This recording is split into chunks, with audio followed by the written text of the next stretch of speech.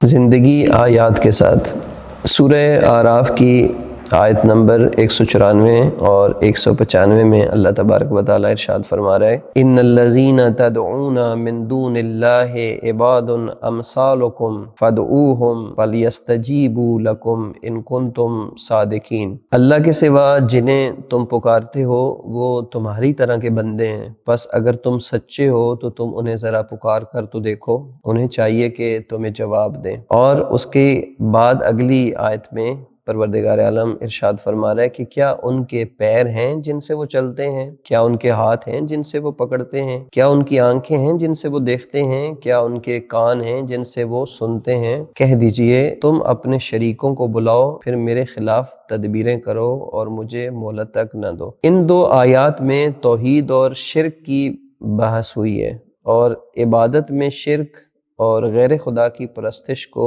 ایک اہمکانہ اور عقل و منطق سے عاری کام قرار دیا گیا ہے، کیونکہ شرک ایمان کا اور انفرادی و اجتماعی سعادت کا بدترین دشمن ہے، اور ہر دور میں شرک ایک نئی شکل میں ظاہر ہوتا ہے اور انسانی معاشروں کو خطرے سے دوچار کر دیتا ہے۔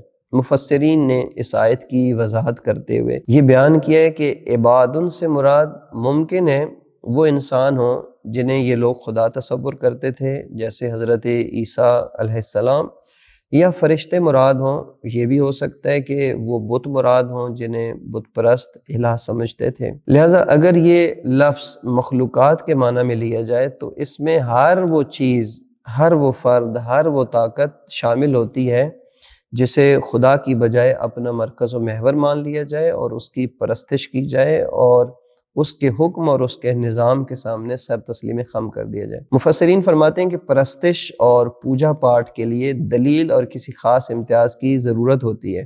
معبود کو عبادت کرنے والے سے بالاتر اور برتر ہونا چاہیے۔ مخلوقات یا اپنے جیسے انسانوں کی بندگی کے لیے نہ تو کوئی دلیل ہے اور نہ ہی انہیں کسی قسم کا بقیہ انسانوں پر امتیاز حاصل ہے۔ اسی مطلب کو علامہ اقبال نے بڑی خوبصورتی سے اپنی ایک ربائی میں بیان فرمایا ہے، اور یہ ربائی اور یہ شعر دراصل ان کے فارسی کلام کا ایک حصہ ہے۔ یہ ربائی انسانی عظمت، خودی اور آزادی کے موضوع پر ایک بہت گہرا فکری پیغام رکھتی ہے۔ اقبال کہتے ہیں کہ انسان نے اپنی بے بصیرتی، اپنے فکری اندھے پن کی وجہ سے دوسرے انسانوں کی غلامی قبول کر لی ہے، حالانکہ وہ فطرتاً آزاد پیدا ہوا تھا۔ اور پھر علامہ فرماتے ہیں کہ انسان کے پاس ایک قیمتی گوہر یعنی جوہر خودی و عزت و شعور تھا، مگر اس نے اسے بادشاہوں یعنی قباد اور جمشید کی نظر کر دیا۔ یہاں قباد اور جم تاریخی اساطیری ایرانی بادشاہوں کی علامات ہیں، یعنی ہر وہ طاقت یا ہر وہ نظام جس کے سامنے انسان اپنی خودی بیچ دے۔ پھر علامہ کہتے ہیں کہ غلامی کی خو اختیار کرنا انسان کو جانوروں سے بھی کمتر بنا دیتا ہے، کیونکہ وہ اپنی عقل و شعور کو معطل کر دیتا ہے۔ پھر علامہ کہتے ہیں کہ میں نے کبھی نہیں دیکھا کہ ایک کتا دوسرے کتے کے سامنے سر جھکائے۔ یہاں تنزیہ اشارہ ہے کہ اگر حیوان بھی اپنی نوع کے سامنے غلامانہ سر نہیں جھکاتے تو اشرف المخلوقات انسان کیوں دوسرے انسانوں کے سامنے جھک جاتے ہیں؟ یہ ربائی اقبال کے تصور خودی اور آزادی فکر کا ایک نچوڑ ہے۔ علامہ کے نزدیک اصل مسئلہ سیاسی غلامی سے پہلے فکری غلامی ہے۔ جب انسان اپنی قدر پہچان لے تو وہ کسی باطل قوت کے سامنے، کسی سپر پاور کے سامنے سر نہیں جھکاتا۔